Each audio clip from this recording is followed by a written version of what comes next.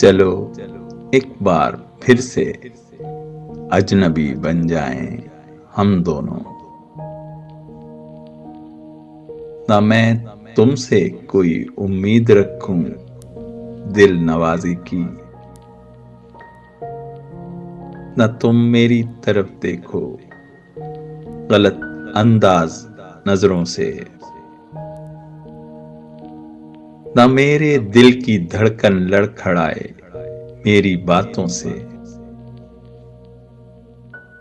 न जाहिर हो तुम्हारी कश्मकश का राज नजरों से। तुम्हें भी कोई उलझन रोकती है पेश कदमी से। मुझे भी लोग कहते हैं कि ये जलवे पराए हैं। मेरे हमराह भी रुसवाइयां हैं मेरे माजी की।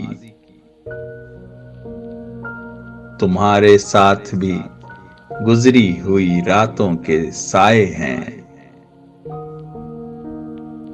तारुफ रोग हो जाए तो उसका भूलना बेहतर।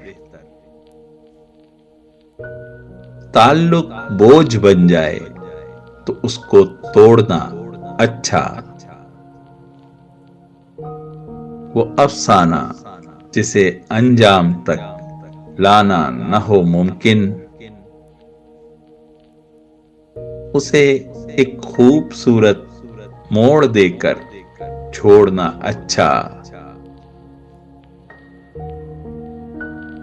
चलो एक बार फिर से अजनबी बन जाएं हम दोनों।